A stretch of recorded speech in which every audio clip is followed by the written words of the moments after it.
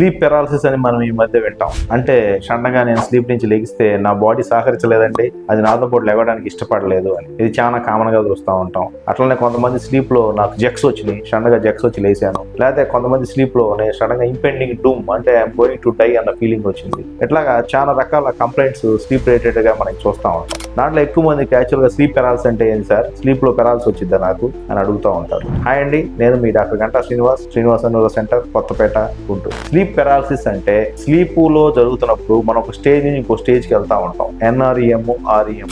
ఈ REM లో muscle ఎటోనియా ఉంటుంది. మజిల్స్ మనం అనుకున్నట్టు మూవ్ కావు. అంటే మనం ఒకవేళ కల్లో వచ్చినా, కల్లో గుర్తొచ్చినా దానికి రియాక్ట్ అవ్వం. అంటే వాడిని కల్లో కొట్టాలనుకున్నప్పుడల్లా నీ చెయ్యి మూవ్ కాదు, అవన్నీ యాక్ట్ కావు. ఇది ఎటోనియా వల్ల మూవ్ కాదు. దాన్నే స్లీప్ పెరాలసిస్ అంటాం. మనం బాగా డీప్ స్లీప్ లోకి వెళ్ళి షండగా లేవాలనుకున్నప్పుడు మన బాడీ సహకరించదు. ఇది సెల్ఫ్ లిమిటింగ్ అండి. మ్యాక్సిమం 10 minutes కన్నా ఉండదు.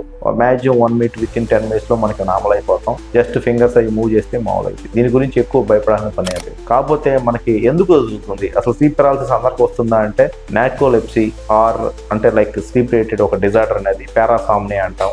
లేదా ఎక్సెసివ్ స్లీప్ లేకుండా తక్కువ స్లీప్ తీసుకున్నప్పుడు కానీ, లేకపోతే స్లీప్ షెడ్యూల్ సరిగ్గా లేని వాళ్ళకి కానీ ఇట్లా స్లీప్ పెరాలసిస్ అయ్యే ఛాన్స్ ఉంది. సో బెస్ట్ స్లీప్ షెడ్యూల్ తీసుకొని స్లీప్ హైజీన్ మెయింటైన్ చేస్తే స్లీప్ పెరాలసిస్ని ప్రివెంట్ చేయొచ్చు. Thank you.